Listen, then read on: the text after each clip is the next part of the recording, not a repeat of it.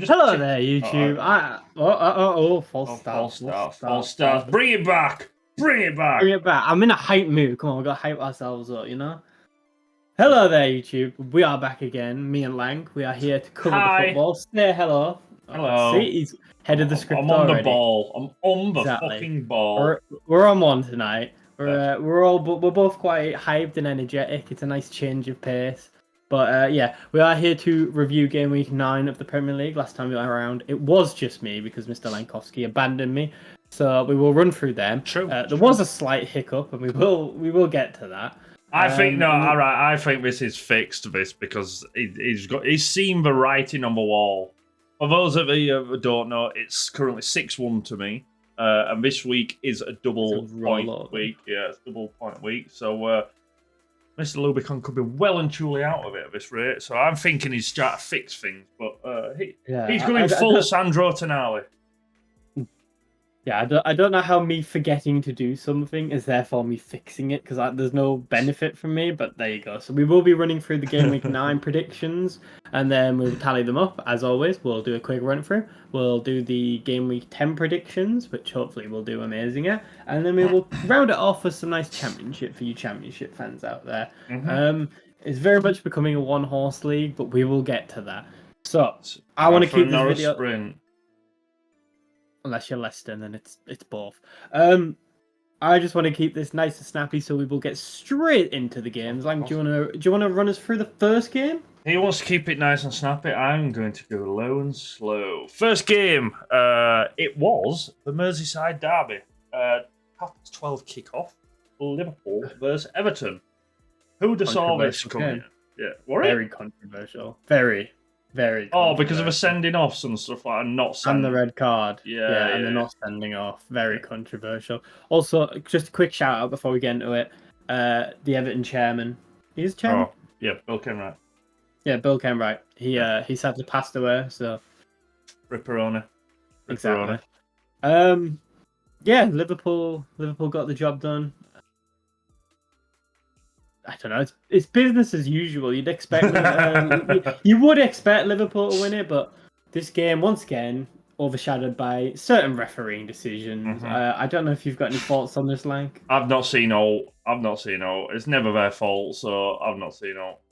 Oh, that's an interesting choice of words when you associate with Liverpool, but no comment. It's basically first 5 minutes. Ashley Young makes a tackle. I don't know if it is a foul. It's kind of like a shoulder to shoulder. Referee gives him a yellow. Probably not a yellow. 10 minutes later. When you say first 5 minutes, you mean 18th? Was it 18th? 18th minute. I don't know. I was watching this game in the background. I was doing other things. But yeah. So he picks up the card. I don't think it was a card. A yellow card. Most people seem to agree it wasn't a yellow. But you know, it's a yellow. It was a soft yellow. A very soft yellow. And a very soft yellow in a derby. Yeah. But you take it, and then like, what was it, 5-10 minutes later? About 19 minutes later. 19 minutes later, Diaz running at him. He commits. Ashley Young goes in for the thing. He almost wins the ball. He doesn't. He brings the man down. Free kick, fair enough. And then the crowd get on the referee's back. The Liverpool players swarm the ref, which, you know, you're not supposed to do anymore. But Liverpool get away with it, as always. And he bottles it and sends him off. Plain and simple. And do you know what? Up until this point, the game had actually been really good. It had been end-to-end. Arguably, Everton had been the better team. They definitely had the better chances. Calvert-Lewin had 2 pretty much sitters that he should have scored. And it just ruins the game. It really does ruin the game. But we play on. Everton is still in the game, and then I can't remember if it's. I think it's still 0-0 at this point. Yeah. Canate is on a yellow, and then he brings the man down as the last man on the not the last man, second last man on the counter on a yellow, and he doesn't give him a yellow card. I've heard about this because I've just looked through. I'm looking through the stats.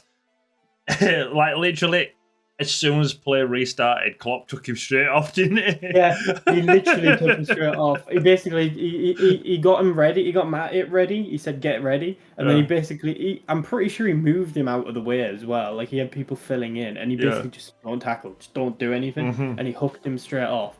How that wasn't a red, I don't know. If all pleads guilty is exactly what he's just done. All that complaining from Klopp has appeared to work to get another dodgy decision with a penalty that wasn't a penalty. At Anfield, it's almost like another team who plays in red. Yeah, but so yeah, and Sean Dyche came out after the game, obviously pissed off, said that they were robbed. I'm inclined to agree. I don't think they would have won. But, you know, they probably could have got a draw. That early on, you could say, oh, it's changed. It could have changed the game, blah, blah, blah, and so on and so forth. But, I mean... It ruins the game. It's another game where the referees have overshadowed it. Yeah. It's fucking pointless. I mean, the stats do heavily lean towards Yeah, but they played, what, 60 minutes? Yeah, no, that's what I mean. At Anfield, like, it's just... Yeah, but Liverpool got the win. Salah with a double. What did you go with? I had a Liverpool win. I say that for entertainment purposes. I actually already know what Lank put because I had to fucking read them out. I also put a Liverpool win. I think this is one of the derbies where it's not really a derby in the sense of like form. Like most derbies, form goes out the window. In this derby, it just seems like Liverpool just win everything, especially at Anfield. Like, I can't even remember the last time Everton won at Anfield. I think it's like, it must be going on 30 years now. I ain't a fucking clue. Not a clue. Not a stat man. No. But anyway. Yeah. So next up is the conscientious debate decision that come across. We had the Bournemouth Wolves game, of which I actually got correct.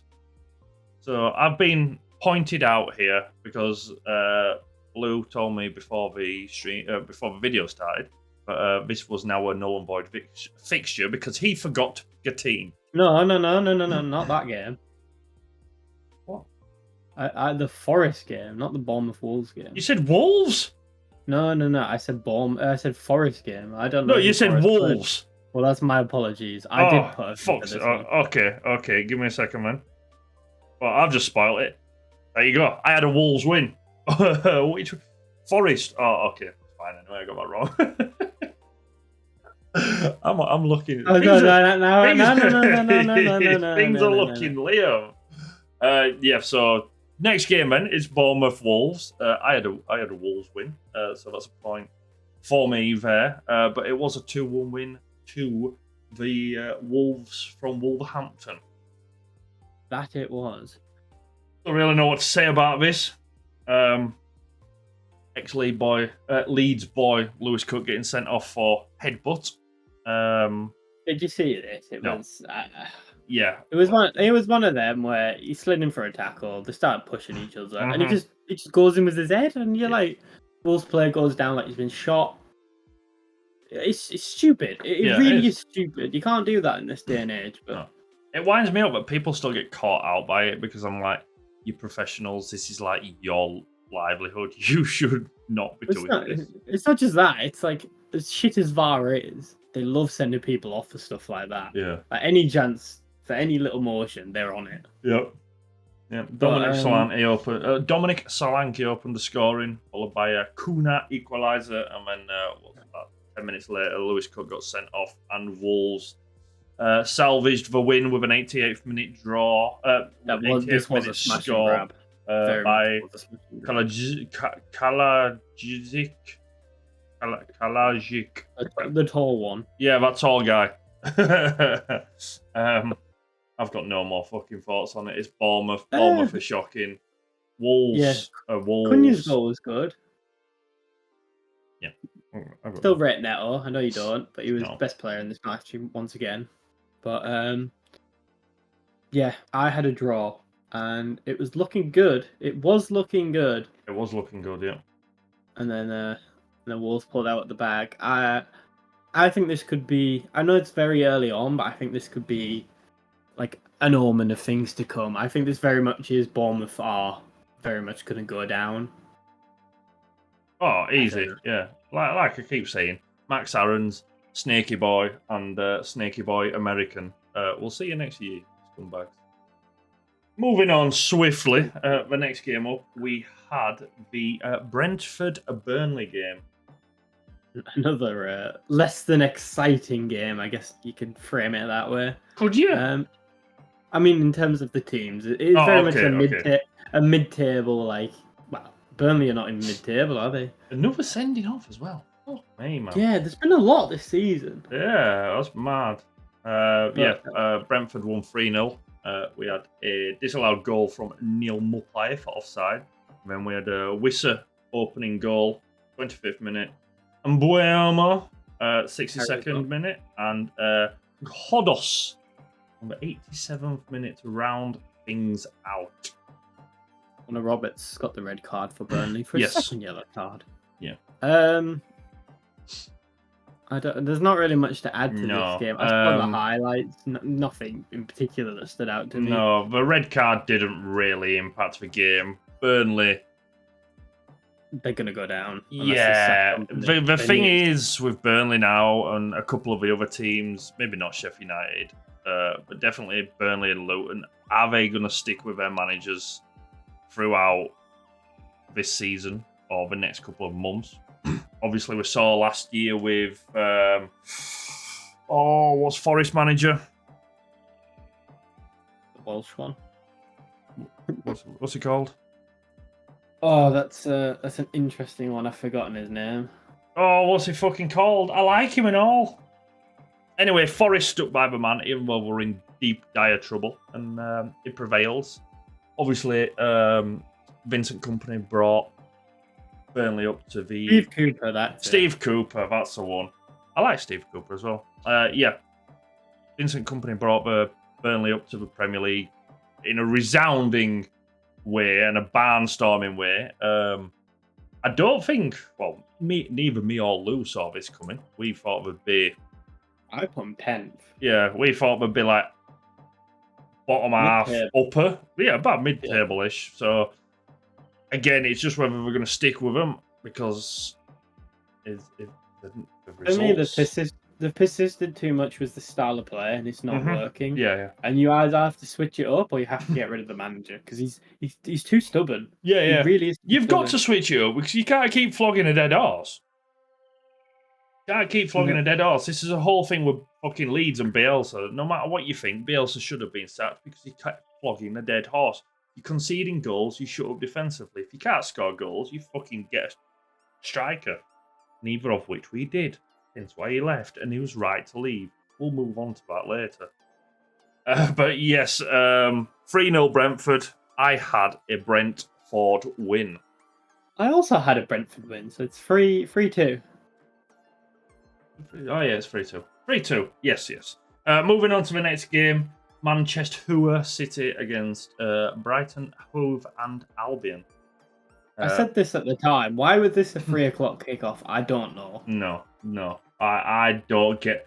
The thing is, I want to question fixtures now, but because everything's getting moved and there's so many weird fixtures now, it's just like, what is the even point of questioning them? We'll get into some fixtures. I've got some things to rant and rave, but yeah, 3 o'clock kickoff at Manchester City. Brighton coming into this bit shaky, but looking good up and down for the most part. But Man City's surprisingly shaky as well. Yeah, not in this game, but just in general. They're not as scary. I still think they'll win the league. I think they've taken the foot off gas more than the fact that they're not scary, sort of thing. I think they've lost a couple of key players, and it's going to take. That absolutely. We'll say Doku looks like a good player, but I think they're missing Gundogan. Yeah, absolutely. I knew about Doku for ages, and I always said I'd love to see him in Premier League. But yeah, Alvarez goal opened it up on 7th minute, 19th minute. Erling Haaland inevitably scored, and then Ansu Fati struck a late-ish consolation goal. And a Kanji. And a Kanji. Another red. Yeah, another red. 95th minute with a second yellow for tripping. He's out of the upcoming Manchester derby that we'll touch on in a little bit. Yeah. But again, not really a lot to fucking add to this. I had a City win. I don't think there's a lot of people who didn't see a City win, even though it was against Brighton. I said it had upset potential. I didn't go with Manchester City, but I think Foden played really well. I think Haaland's a bit of a weird one. I know. Once he's struggling, but he doesn't look quite there yet, which is kind of a scary prospect if he does get back to that. Yeah, but... considering he's currently got like 10 in 10 or something like that. Yeah. 9 in 9, should I say. I will say one thing about Man City with their recent struggles, or not struggles, but like dropping points. They have been missing Edison. And I still am not fully convinced by their defense. Like Rico Lewis going forward is a good player. Defensively, not too sure about it. The whole playing 4 centre backs at times, again, not fully convinced by it. It seems like Pep is starting to get into that place where he's experimenting. Yeah, he's bored, and now he's just pretty much trying to fucking like come up with the most outrageous ways of winning. But, I mean, I suppose he's earned that privilege, hasn't he? I also think they might be missing a right winger. I don't know if you got any thoughts on that. I know they've signed that. Can't remember his name, but I don't know. Missing obviously with Cole Palmer leaving, Mahrez leaving. It's a bit of a hole on that side, and it's just I don't know. It was just business as usual for Man City. They got the job done. Rodri is proving to be arguably the best midfielder in the world in terms of consistency. But absolutely. Yeah, nothing more to add. Do you want to move on to Newcastle Palace? Yeah, kind of. Did we say his results for that? Did you say I had a City win? Yeah, I had a City win. So 4-3. 4-3. Next one. What were it? Newcastle Palace. Boy, did I get this one wrong. What did you have? I had a draw, God. I said that Newcastle might have a bit of hangover from Europe, and they were stuttering a little bit, and they might struggle to score. And I said Palace, I don't think have got a lot in it. I said this would be a 0-0 draw. I said both teams would shut each other out. Wow. Newcastle lived up to Newcastle went and did Newcastle things. I will say Newcastle had a player who arguably shouldn't have been on the pitch, but are we talking about Trips or Longstaff? Or someone over? Tonali. Oh, Tonali. Oh, okay. He actually didn't play. Did he? Oh, did he not? I swear he did. Oh no, he come on in the 69th minute. Yeah. Nice. Which he shouldn't have, but you know. No. Yeah, we're gonna. We'll touch on that. Yeah, we'll touch on that. 4-0 win for Newcastle. I obviously picked a Newcastle win because I am smart. I couldn't really see Palace doing it. I understand where Lew come from with a draw, but not with a 0-0 draw. Anthony Gordon scored again. I mean, if he's scoring against, if he's scoring against you, you may as well just pack up and like close £2 million player. Close the club shop. That used to get you like the best player in the world. Yeah, I know, and now it gets you Dan James or Anthony Gordon. Says a lot about football, doesn't it? Anyway, moving on to the whole Sandro Tonali thing. If you haven't seen the news, he has currently been, or today it has been confirmed that he's been banned for 10 months for betting breaches while he were at AC Milan, wasn't it? It was. Yeah, and for some reason he was betting on AC Milan, which I don't really understand why, but hopefully with the fact of Ivan Toney getting an 8-month ban and Sandro Tonali now getting a 10-month ban, this sort of shit shouldn't happen in Premier League again. Maybe in other leagues because they might not have had exposure to it quite like we have. But Sandro Tonali is a very good young player. He comes back, strangely enough, in time for the start of next season. So I'm hoping it's not going to hamper him too much. Can't see Newcastle getting rid of him. He can still play. They have open legal proceedings against AC Milan though. All right, why? They want some of the money back. Ever? Apparently. Lol. Apparently they want half the money back, which I'm like, don't really see where you've got any ground to stand Yeah. on, but you know, Yeah. unless they, Has it been unless, Go on. unless I was just gonna say, unless AC Milan knew about it at the time and didn't disclose it, Yeah, then true. that's different. Yeah, but then now you're going to prove that they knew about it. It's like fucking. Has it been banned worldwide? Yeah. All right. I always say if it wasn't worldwide, he obviously could have gone and played Well, somewhere I else. think it's FIFA. I think you could probably still go and play in like in Saudi Arabia because I just don't think they care out there. No. Yeah. Why footballers keep getting caught betting on games? Like, Especially at the top level where they're paid an absolute. that's what I king's mean. Yeah. ransom. Even if you could go down to League One now, League One players are still paid enough money to the they're point. paid like. Well, some of them are paid up to like $1,000 a week, like 2-3. Yeah, that's what I grand a mean. week. When you're on that much money, you don't need to place bets to get money. So it must be because he has been sent to rehab. So I don't know whether Which can I just say? I know it's a controversial opinion, but I think that's the biggest cop out. Like, when has that ever helped somebody? Like, I'm sorry, that they don't learn their lesson that No, way. They really don't. I think I don't know whether it's the whole Stephen Colker thing of that's why he's going to rehab. Obviously, he come out and had a lot of demons in his closet about gambling and stuff like that. But I don't know. I don't know whether it's just something to look good for the public. But again, he's got to have been on at least 125 grand a week. Why the fuck is he gambling? Unless it's just the whole thrill of the occasion sort of thing, you know, thrill of a hunt or whatever you want to call it. But he don't need it. He don't need the money, so it's his own fault at the end of the day. Especially when he's especially when he's betting on his own team. But yeah, that's my thoughts on it. Have you got any leftover thoughts, Lou? I know he's not the only one. There's like 2 other Italian players who've also been banned. It's weird how there's always Italian players as well. I mean, was it Joey Barton who got done as well for gambling? I mean, Joey Barton's just been sacked by its fucking By 17,000 clubs, so. But yeah, yeah, I think it just reiterates the point that they are just people at the end of the day, and they're not to be idolized outside of football as people. Some of them are not upstanding. Will it be a big knock to Newcastle? Potentially. I think it will because. I mean, you look at this game, but we're 4-0 up before he even come on. We've still got the likes of Joe Linton, who somehow has become one of the best centre midfielders in for fucking Premier League. Guimaraes' record signing. Yeah, Guimaraes and Longstaff. The last one we shall just. Yeah.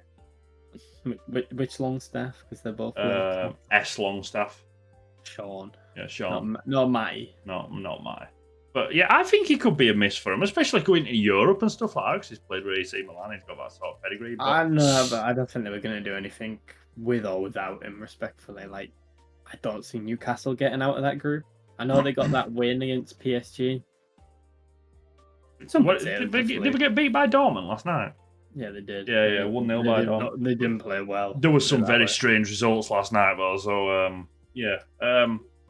Yeah, that was a 4-0 win for Newcastle. I had a Newcastle win, so that is 5 points for me. Lou had a ball draw. So it's 5-3 to me currently. Moving on to the next game, which is Forest Luton. So, is this not applicable? This is not applicable. Right, so... Having thought about it, I don't actually know the result. I probably would have went with the Forest win, but I don't actually know what the I had a Forest win. And it was a draw. It was 2-2 draw between Forest and Luton. Because it is not applicable, we shall move straight on to the London derby. I shall hand this over to my fellow co-host, seeing as Chelsea drew 2-2 with Arsenal. Where do we begin? Where do we go now? I think just from the outset, it was coming into this, and it was tipped as Arsenal are potential championship quality, arguably better. Like, other than Man City, the best team in the league. Chelsea were stuttering; they'd sorted themselves out, but this seemed like a bit too big. And Chelsea came out and, quite frankly, dominated Arsenal. And the game had ended at 80 minutes. Chelsea would have battered them, and it would have been all rosy. But you play at the final whistle, Amen to and that.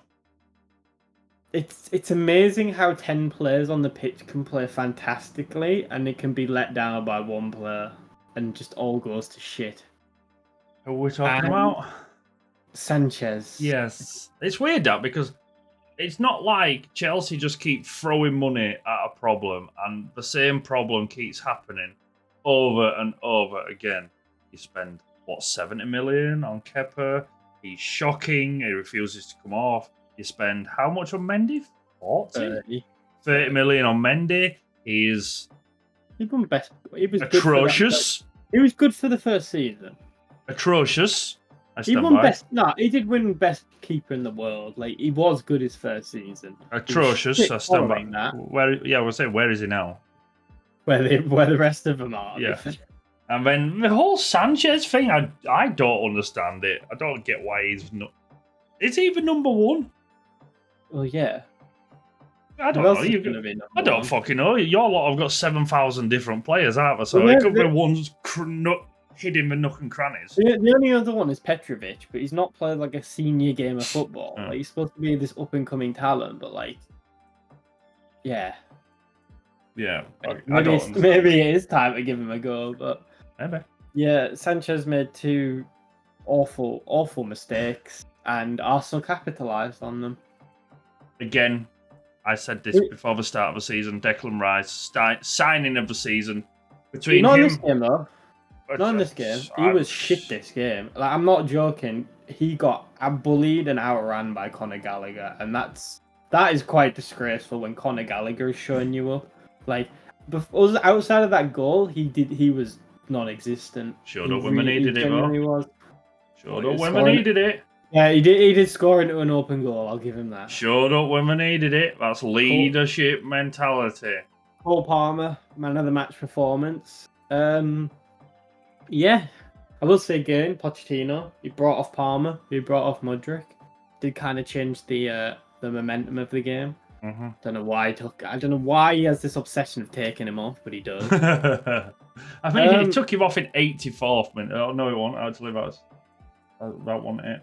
Or 66 minute. Oh, okay. It's always on the 60th minute as well. Yeah, I know. But yeah, he took him off. Arsenal grew into the game a little bit. But yeah, Chelsea battered them. They dominated them up front. They dominated them in midfield. It was a one-sided game. Chelsea should have been 4-0 up if they had somebody who could score. Like, the amount of one-on-ones that they missed and chances. And if you don't take your chances at the top level, then you will be punished. And that was a good thing.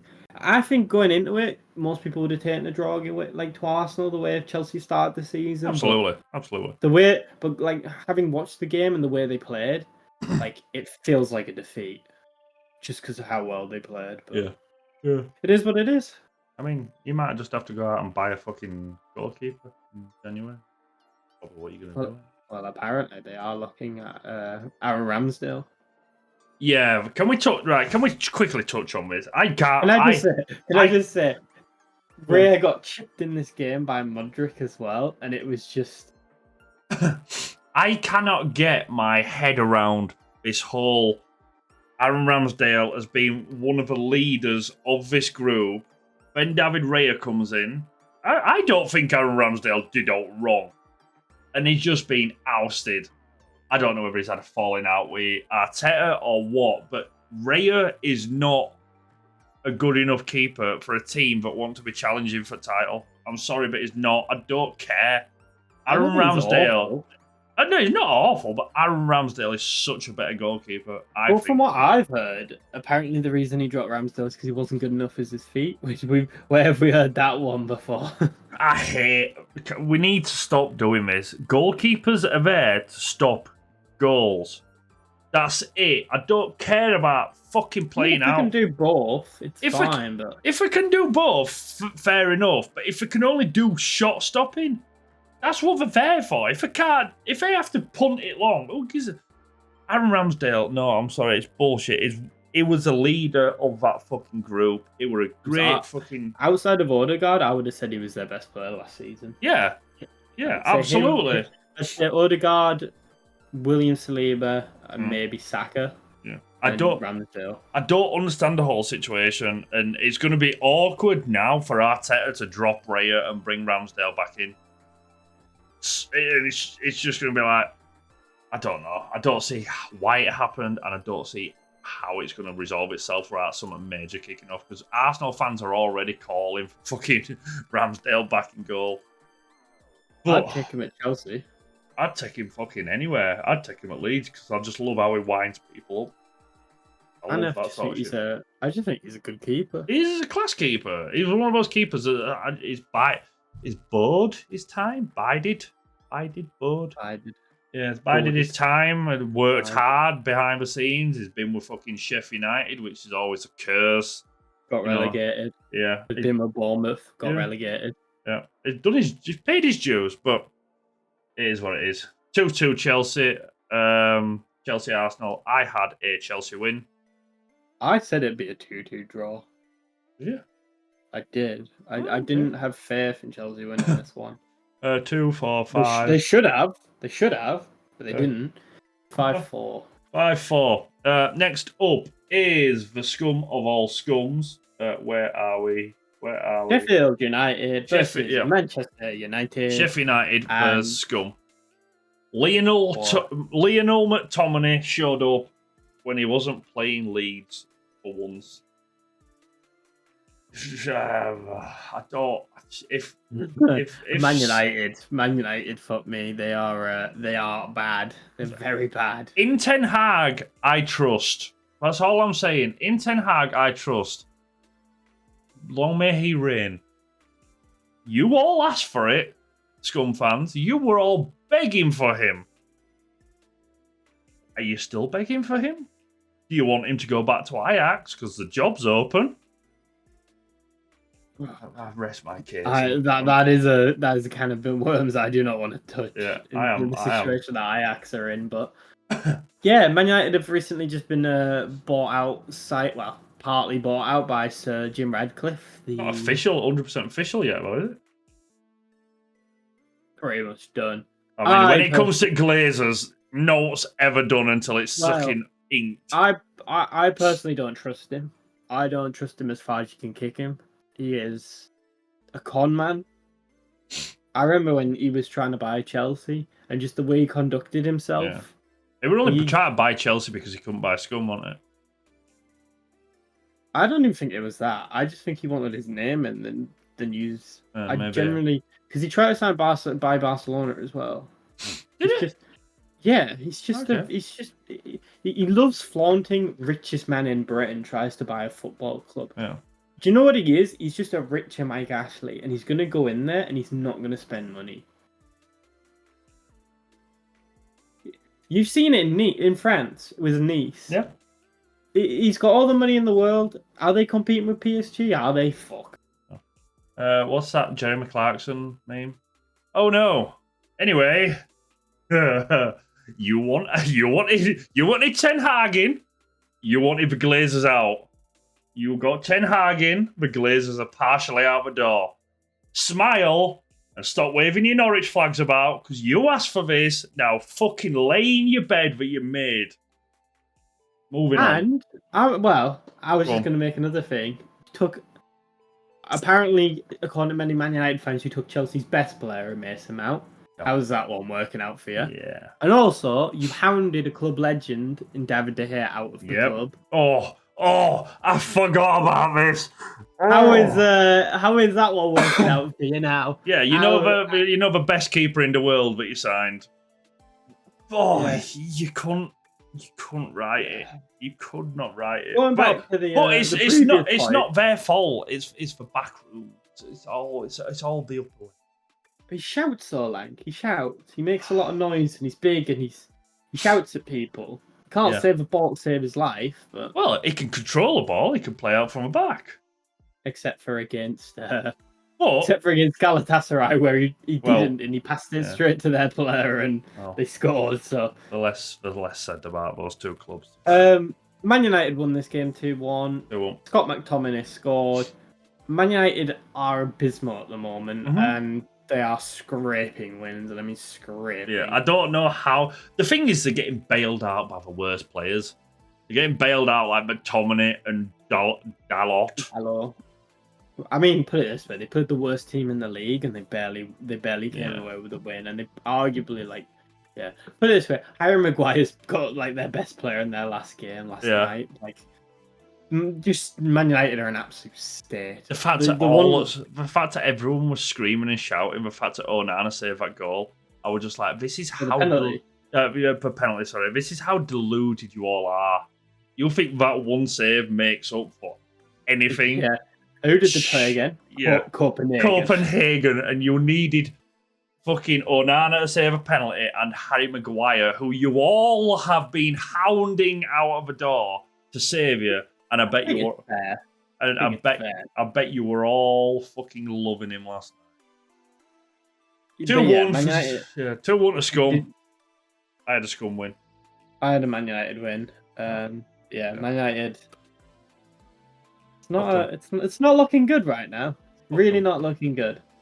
Anyway, moving on to Aston Villa West Ham. The Battle of the Clarets. Yeah. Claret and Blue. The Emery train is just fucking quietly chugging along. Wow, is it quietly at this point? I hadn't heard many people talking about time of recording now, they've just won 4-1 in Europe. Oh, have they? They have. Okay. Yeah. They're flying. I watched bits and bats of this while I was with Mum's. I can't really remember all about it, to be honest. Ollie Watkins continues his goal scoring form. Yeah. I remember seeing goals, but I can't remember all. I remember, obviously Jared Bowen scored. I think we were deflection, wasn't it? I remember. But, I can't remember.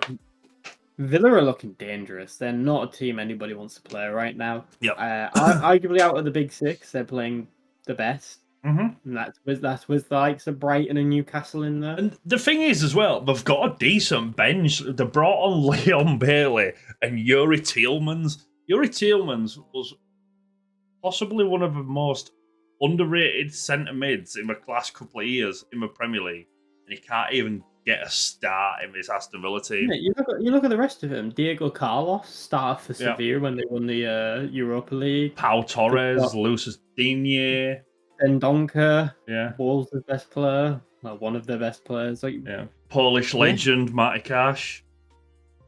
Yeah, I actually rate Matty Cash. I do. I think he's class. But then you got fucking Martinez at back. Sometimes he can be very. He's a dickhead, but a good Yeah, one. I love him because he gets under people's skin. Again, it winds people up. That's what I love about stuff like that.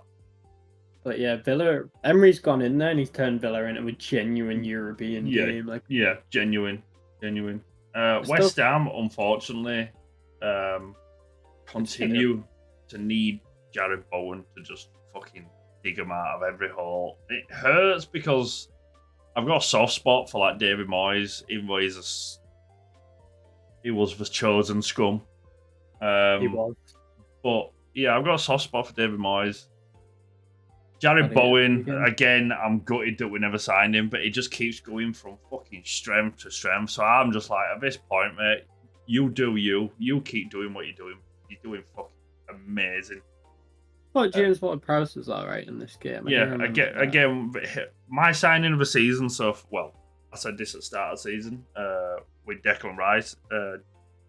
James Ward-Prowse is up there as well for me. Weird of both centre mids, but those two really are the signings of the season so far for me. I had a Villa win, anyway. I had a Villa win. Okay, so that's 2, 4, 6, 7 for me. What you got? I think it's 6. 7-6. 7-6. Ooh, spicy.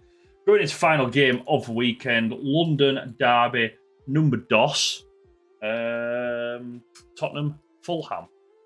Not really ought to be said here. anyone expected anything other than this, they were smoking some relatively strong drugs. Not that we endorse that. Yes, do not do drugs, kids.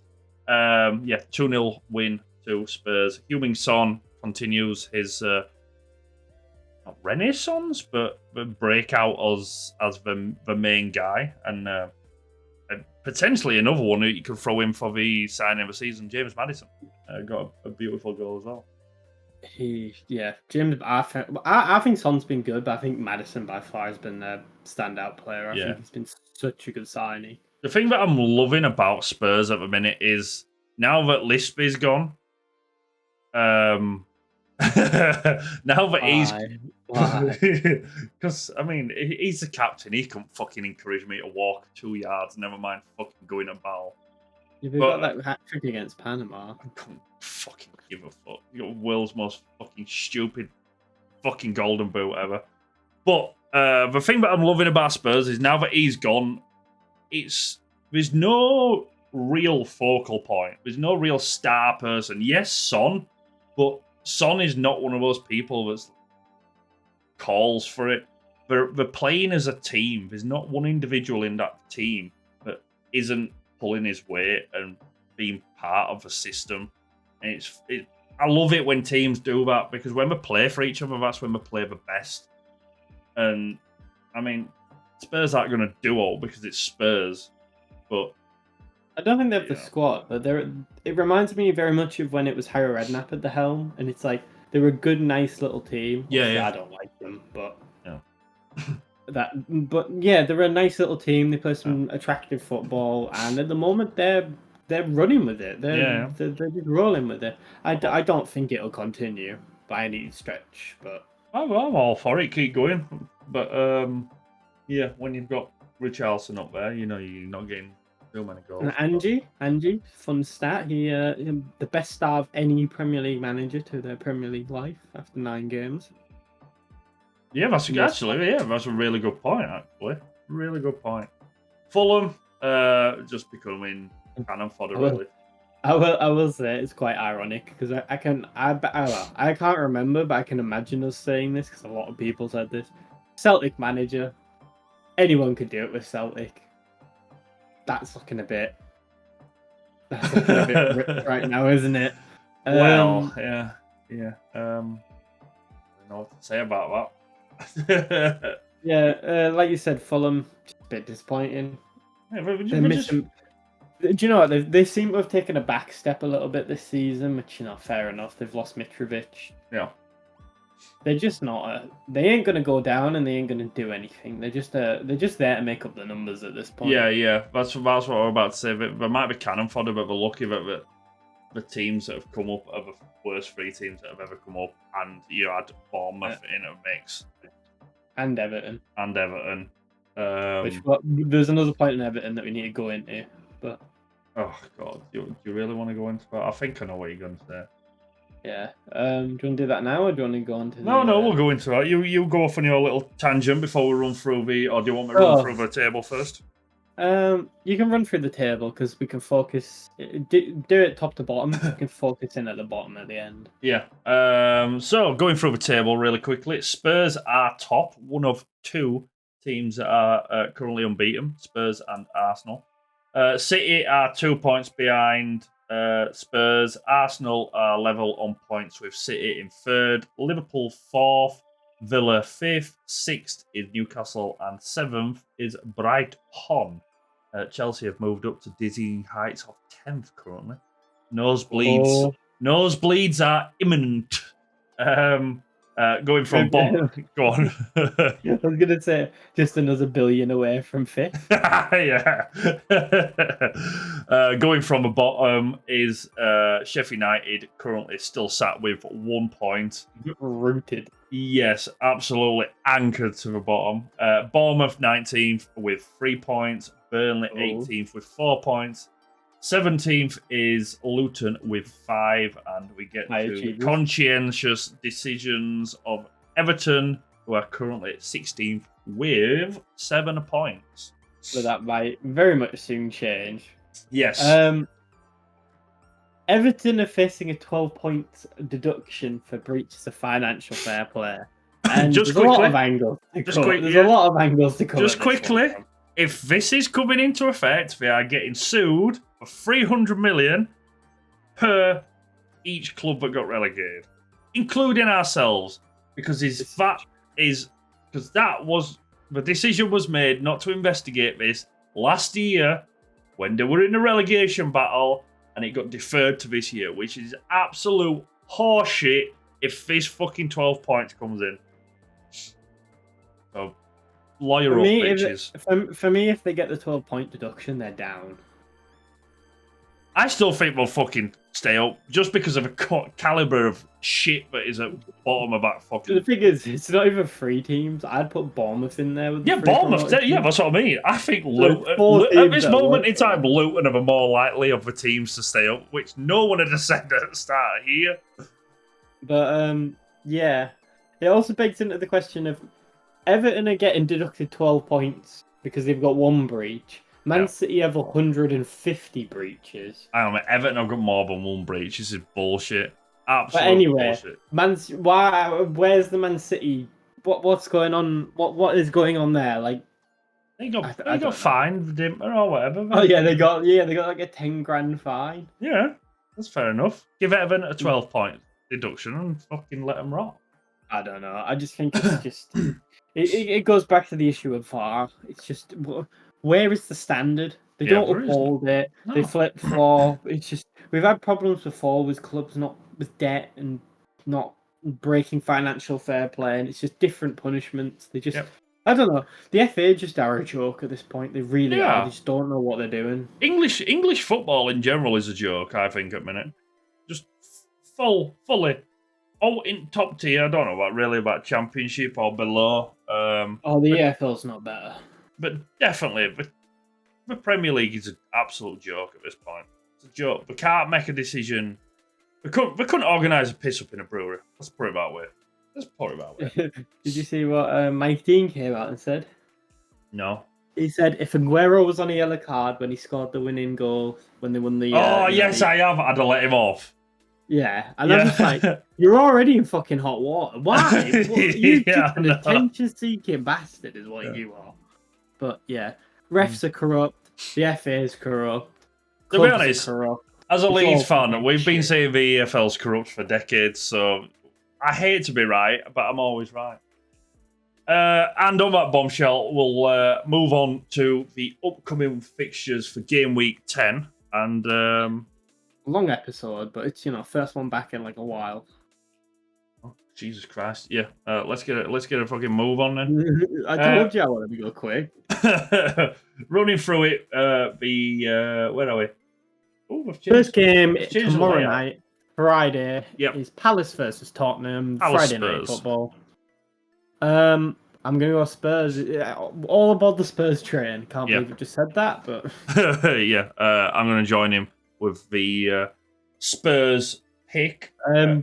Just before we do it, the score was Lank winning this week. It is now 8-1.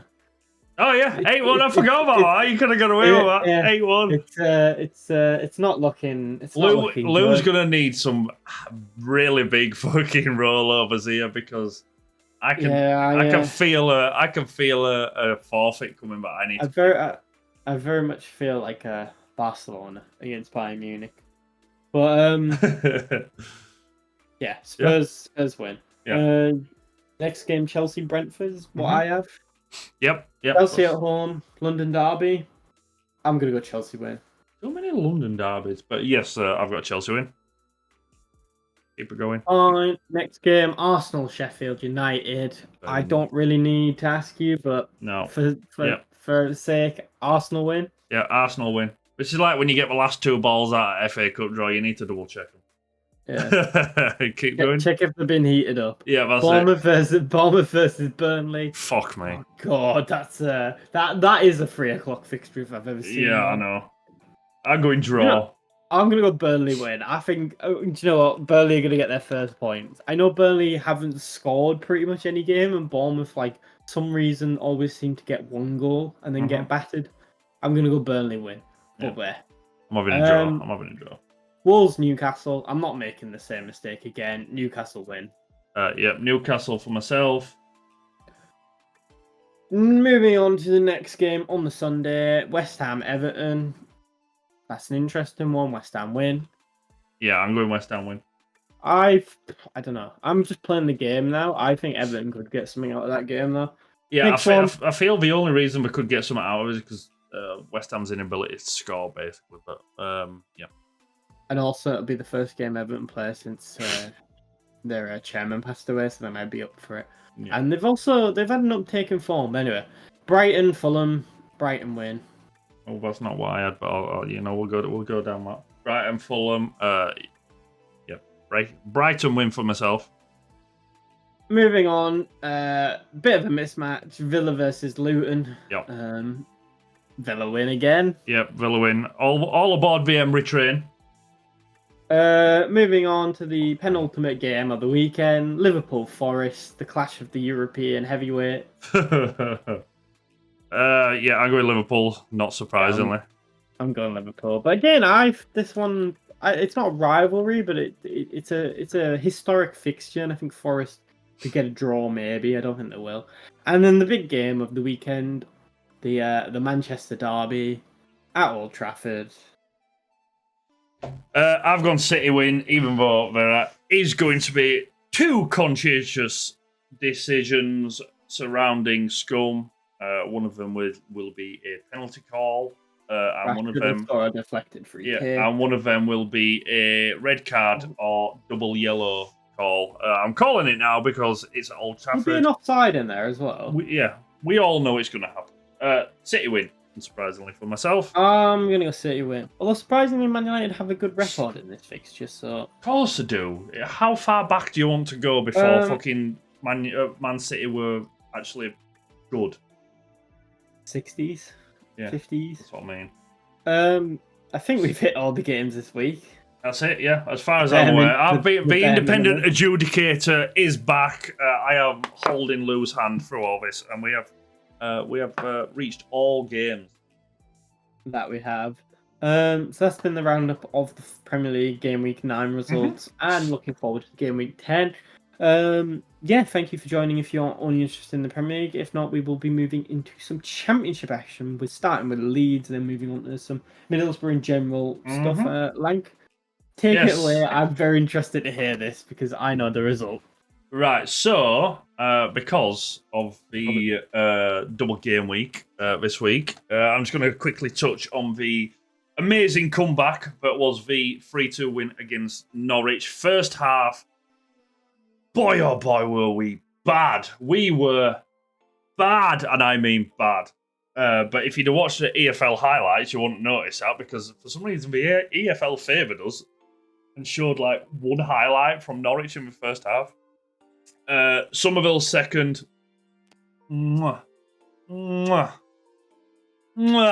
Stunning. Beautiful. He's really coming into his own now with Somerville. The third, again, he's coming into his own. I've got different opinions to some people on Somerville. His final third is still questionable, but what is it, 21? 21, yeah, he's still 21, so I mean, let him cook. Let him have a bit of time. He hasn't snaked him yet. No, that's what I mean. He was linked. Fucking hell. Funnily enough, Everton and Crystal Palace have been looking at him. Fuck off. It's always them two. I know, that's what I mean. It's always them two. The thing is, it was linked. It was linked with moves away in the summer. Unofficial reports that we turned down bids. Did he force a move? No. Did he kick up a fuss? No. What did he do? He got his head down. He didn't sliver around. He didn't mourn. He just got his head down and he's doing fucking bits. So Somerville, you're a fucking good lad in my book. That second half against Norwich was real joy to behold, but it shouldn't have come to that. Which should lead onto last night, which was, funnily enough, a game that I did attend. If you follow my communities tab, you will have seen that I was in a wet, windy Wednesday night in Stoke. Fucking hell. This has got to have been one of the worst games I have ever watched in any form, any level of football. What's his name? Is it Jaden Anthony? Yeah, Jaden Anthony was abysmal. Snaky Boy was pretty much double covered all game, so he couldn't really do it. Pirot, I don't understand the fascination with sitting him deep. It showed later on when Violin Boy come on that when Rutter is sat deep, it is better. I feel like Pirot is so much better playing off the last shoulder or backing up against the defenders. I don't like him playing as a number 10 role. It's not for me. Who else did we have? The whole Archie Gray at right back is baffling me at this point. Why? Him and Ampadu all pre-season and the first few games of the season were terrific. Both for their range of passing. Archie might be let down a little bit on his physicality, but he's fucking 17 and he's 6 stone wet through. If he gets a bit of muscle, but again, he's 17. Bleed him now. Let him understand how physical the game is. Why? My first thought was that playing him at right back to ease his minutes and the physicality that it's going to encounter as he plays a holding midfielder, centre midfielder. He is not a right back. He is in no way, shape, or form ever played right back. He's not got a defensive mindset in that way. He can't show off his ball control. He can't show off his range of passing.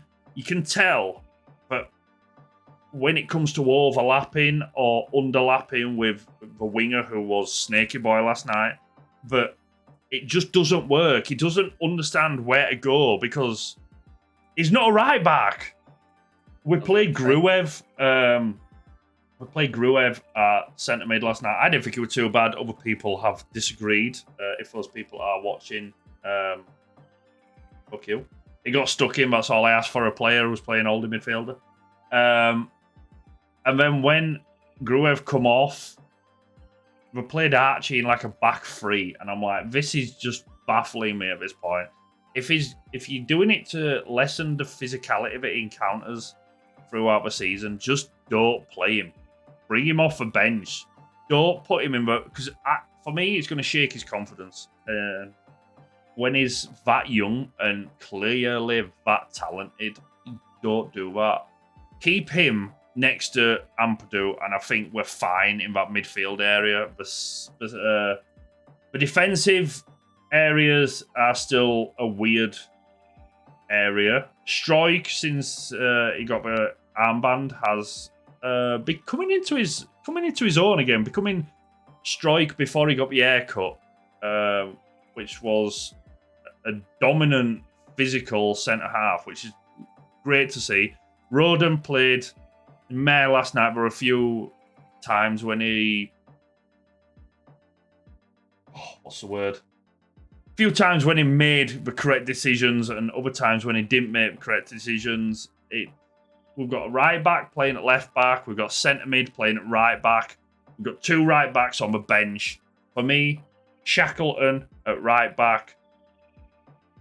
I hate to say it, Byram at left back. Byram's still doing bits at left back, but he's not a left back. When he got to the edge of a box or the byline yesterday, he always had to cut in because he's not got left foot. He can't cross. So we need a left back, but we've needed a left back for decades, basically. It's very strange. There's things that I like and there's things that I don't like about the team. Last night was vile. It was awful. When Violin Boy come on, when he went down for the penalty, that he literally ran into the box, the defender slid, he looked down at the defender, looked up, he could have shot and could have scored, but decided to go down. Apparently, he wasn't supposed to take the penalty, and then grabbed the ball and says, I am taking the penalty. every Leeds fan around me sighed and turned around when they saw he was taking a penalty because they knew what was going to happen. You cannot flog a dead horse. The whole thing of let him get a penalty, let him score the penalty, it'll boost his confidence. No, stop it. Stop. Okay? Just stop. Bamford scored a penalty, and from that point on, you could really tell that the Spurs fans who were actually in that stadium for the full 90 minutes turned up on the 75th minute, and then Stoke went down the other end and scored. It was a fluky goal, or an unfortunate goal. It come off a crossbar, hit Strike's shoulder / back and rebounded into the goal. But after that penalty miss, Stoke really were like penning us into his own half, if not final third. So neither team deserved to win. They both played appalling. Bamford received absolute disgraceful hatred after the full time. I would have joined him myself, but I was out on the whole Bamford thing years ago, and I mean years ago. So I'm ahead of the curve, as always. I'm always right. It hurts to say, but yeah, we didn't deserve to win it. I don't really want to say Stoke did, but it is what it is. We currently sit, where are we? I think we still sit third. Yeah, we still sit third. So Leicester are top with 36 points. Ipswich 31 points. And a huge gap down to 22 points, where you have us and Preston, we are third. They are fourth. Southampton fifth on 21. Sixth is West Brom with 20. There's actually 4 teams sat on 20 points. You have West Brom, Cardiff, Hull, and Middlesbrough. Fucking hell, they've climbed the ladder, aren't they? Yes, so that's where we currently sit, and we have a West Yorkshire derby on Saturday, 12:30 kickoff, early kickoff against the Dog Bobberers. For those of you who don't know, that's Huddersfield. That is Lank On Leeds. Not really a lot else to say. If I hope we win on Saturday, but it don't really matter at this point. So over to you, Mr. Lubicon, sat patiently and quietly. That I have. Middlesbrough. You touched on it a little bit at the end. The bottom after 6 games. They've now won 7 in a row. Is it 7 in a row they've won? They are the form team. I think only Leicester has matched them. Even better than Ipswich. Okay, that's... They seem to have... I don't know, at the start of the season, they weren't playing bad. They just weren't getting the results. It was understandable. They'd lost quite a few players, quite a few key players. It seems to have clicked. They're still not quite there, but they're playing a lot better. The first game was against Birmingham, who made the very bizarre decision, sack the manager while being in the playoffs to bring Wayne Rooney in. Yeah. And they've now lost 2 games in a row. Yeah, he got booed yesterday, didn't he? Yeah, he did. He very much did. And apparently the Birmingham fans went over and basically said, we want you out. It's weird how Tom Brady comes into the club and then we go and get a manager from America. It's really strange. But yeah, Middlesbrough won. They probably should have won by more, but Birmingham held on. But Morgan Rogers was a good goal at the end to clinch the victory. And then they played Norwich and they beat them 2-1. I think the scoreline flattered Norwich, to be honest. Middlesbrough were the better team. They had the chances. Sammy Silvera getting on the score sheet finally found his shooting boots. But yeah, they're playing really good. Hayden Hackney, one of the best midfielders in the league. They're looking still a bit shaky at the back, but Semi Dieng is more convincing. But yeah, going forward, they're starting to click, and it's looking good. Like I said, they are slowly but surely making their way up the table. They are just outside the playoffs now. It was a surprise to see them. This is what I said though. It's not a sprint; it's a marathon. You know, absolutely. Like six games ago, they were bottom of the league. Now they're 2 points outside? Is it? No, they're tied on points. They're tied on points. Yeah, that's a massive surprise because it wasn't long ago where it looked like Michael Carrick already had his rope tied to the rafters. Be interesting to see if they can carry it on. They play Stoke this weekend. I don't know. There's nothing really to add. It's just they're looking quite well. They're playing well and they're looking good. Can they carry it on? We'll have to see. It's a long game and it doesn't really mean anything at this point. You gotta get at least another 15 games in before you can even think about who's. There's not even that. I still say you get to fucking March, April time. I will say I think Leicester are pretty much guaranteed at this point to go up the way that they've started. They've started like a house on fire. No. They've won every game apart from one. I think they're like 12 points clear, is it? 14 points clear of third. So yeah, that's 5 games pretty much. Ipswich are another team that started really well. They're a bigger surprise than Leicester, to be honest. Absolutely. I don't know if they'll be able to carry it on, but it'd be interesting to see. Yeah, there's not really much to add on the championship. It'll just be interesting to see where it goes. There was one more thing I wanted to touch on before we call it. Any more thoughts, Lank, on anything else, or I just want to touch on one more thing? No, you hit me with whatever you got. The Premier League have decided to put a game on Christmas Eve. Really? Chelsea versus Wolves. And what? I think that's quite frankly a disgrace.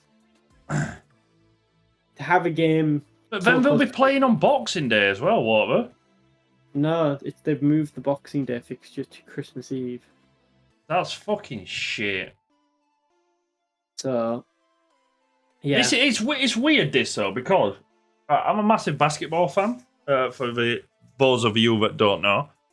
And basketball have started in the last few years doing the whole games on Christmas Eve. Actually, I don't know about Christmas Eve, but they play games on Christmas Day. Apparently, previously, like going back to like 70s, 60s, way back, they did used to play games on Christmas Eve and Christmas Day. Yeah. I'm not quite sure how I feel about that, because on one point, I'm like, most people are off, so it's a thing. But at the same time, do you really want to be going to a football game? I know, like, obviously, diehard fans and stuff, you will want to watch it, and it's good if you're at home. But, like, match-going fans, I can't imagine it's good for them.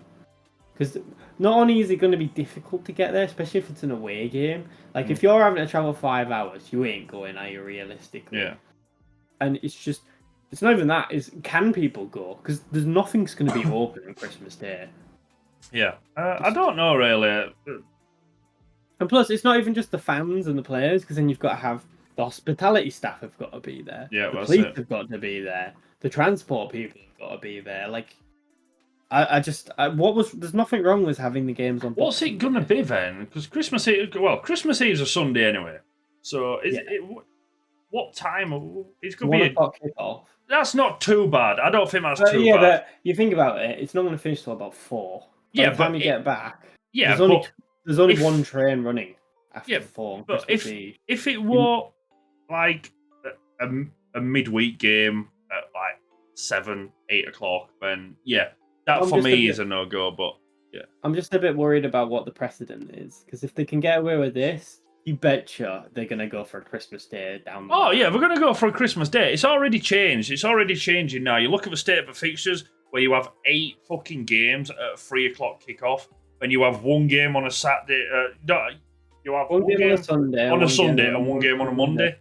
So you've gone from having a dedicated Super Sunday where you had at least 3 games every week, and you had an early and possibly a Friday night football. Yeah, it's already going stupid with where it is. Instead of spreading them all out, doing no, but fucking hiding more games behind the 3 o'clock kickoff fucking blackout. It's just bullshit. No wonder there's so many people cancelling Sky and BT and getting dodgy boxes. It's not BT anymore, but yeah. But it's fucking stupid. I could go off on another hour-long tangent and all this. They just don't care about the fans. It's not, that's it. But don't care about the fans. But do not care about the fans. It's all about making money. This is all Sir Alan Sugar's fault because he started the Premier League and he's a tosser. And it's Yeah. Yeah. Yeah, that was our roundup of game weeks, a reflection on game week 9 and a roundup of the upcoming fixtures for game week 10. We had a touch on the championship, we had a touch on the Premier League. We talked about the general football news because you know we can't help ourselves. I hope you all did enjoy. This video has ballooned out of control, so I'm gonna try and wrap it up very, very swiftly. Apologies, but we didn't have a proper one in 2 weeks, so there was a lot to cover. Yeah. I'm going to stop talking now because it's just carrying on. I'll see you next week. Bye. Bye.